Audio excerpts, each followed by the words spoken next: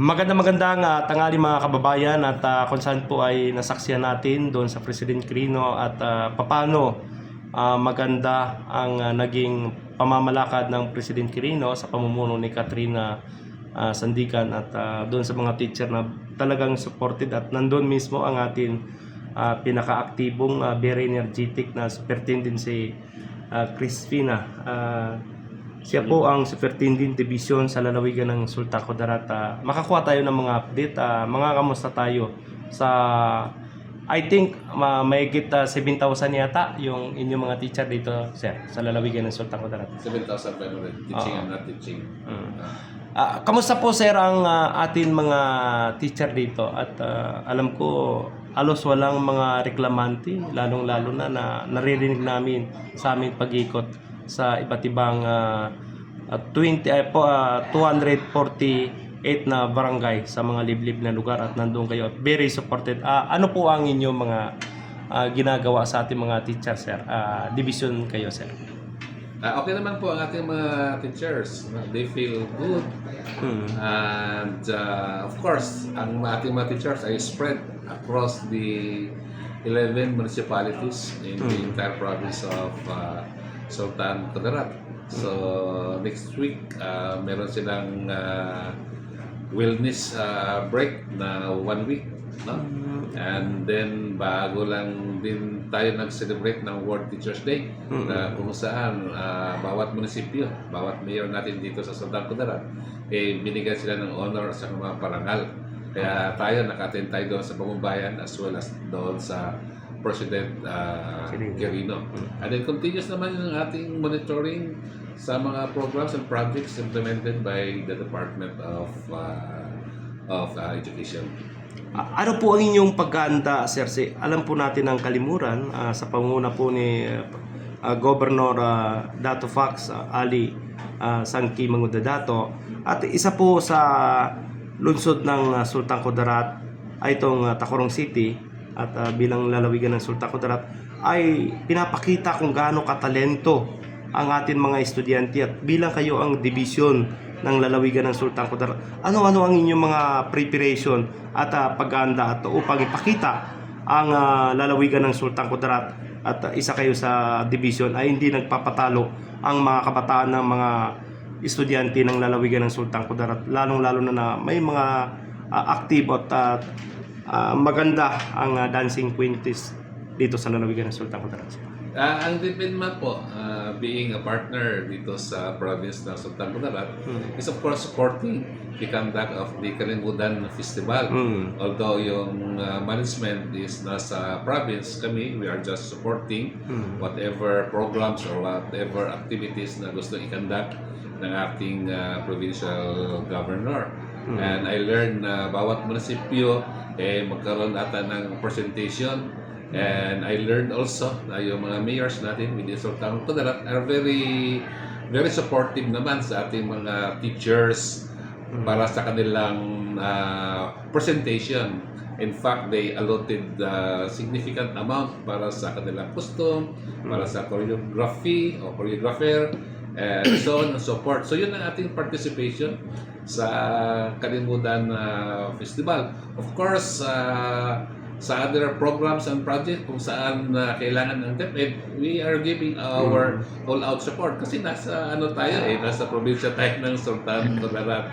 So we need to support the initiative or this festival kasi para din sa atin ito, para sa Sultan Kudarat constituents or sa mga learners natin, sa mga teachers natin, as well as the entire population of Sultan Kudarat. Alam ko po na talagang hindi po nagpapatalo ang lalawigan ng Sultan Kudarat pagdating po sa mga mutya, at isa po ang Sultan Kudarat sa magaganda at laging lumalaban, at dito nang gagaling sa inyong paralan ang ating mga estudyante. Kaya po kami naparito at sumasaludo kami kasi during nung pandemic hindi kayo na-issue, but yung ibang mga provinces ay na-issue sa mga implementation, but kayo talaga ay wala kaming naririnig na pagdating sa issue, at maganda ang inyong pamamalakad, sir. From time to time kasi nagkakaroon tayo ng meeting with the district supervisors, mga teachers, at saka mga school administrators para mapag-usapan ng maayos yung implementasyon ng mga programs and projects natin dito sa Department of Education para at least very clear sa kanila kung ano yung expectation ng Department of Education, especially yung mga debit orders, mga memorandums natin from Central Office para maiwasan yung mga potential problems. That's what we are doing. Of course, doon naman sa mga mutya is I think anybody can participate. Meron naman siguro yung screening. So sa ating mga teachers na interesado, they may join doon sa mutya. And I'm glad that DepEd is glad, is to join and to participate in the different activities of Kalimudan Festival. Maraming salamat, sir. Alam ko po na wala rin kami naririnig pagdating po sa EMU ng ating mga teacher. Para naman marinig ng ating sambayan ng Pilipino ang ating division dito, lalong-lalo na sa inyong pamumuno, ay very supported sa ating mga mahigit 7,000 na mga teacher. Kamusta na po, sir? Are you referring to MO? Yes, sir. Actually, yung accountant natin at saka yung entire accounting team, from time to time, meron silang evaluation at saka assessment doon sa utilization ng ating maintenance and other operating expenses. In fact, ako being the accountable officer, gusto ko rin na ma-download lahat yung mga MOE para magasta ng mga schools to the benefit of our learners. Kasi at the core of our services naman is our learners as our teachers. So importante na magastos na maayos yung resources from the national government. So far, okay naman sa akin, okay naman ang feedback ng ating accounting unit. And I'm glad na yung ating mga school heads are really spending the resources of the government according to the provisions of the respective school improvement plans saka annual procurement plan. Kasi minomonitor natin yan. And tinitingnan natin kung sino pa yung mga schools ay hindi naka-liquidate, sino yung naka-liquidate, binibigyan natin ng recognition, and then yung hindi naka-liquidate, pina-follow up natin at binibigyan natin ng technical assistance. Yeah.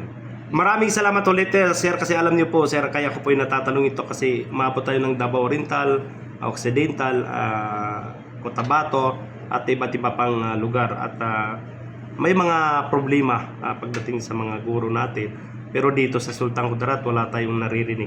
Kaya dapat po ipagmamalaki natin. Mabuhay po kayo, sir. Sumasaludo kami sa inyo. Sir. Ay, maraming salamat. Dito sa DepEd Sultan Kudarat, sabi nga nila, SK, Sultan Kudarat, serbisyong may integridad, kalidad at angat at tapat. Mabuhay po ang ating division superintendent dito po sa lalawigan ng Sultan Kudarat. At pinaunlakan tayo at na nakakuha tayo ng interview at marinig ng ating sambayan ng Pilipino. Mabuhay po kayo, sir. Maraming salamat. Thank you.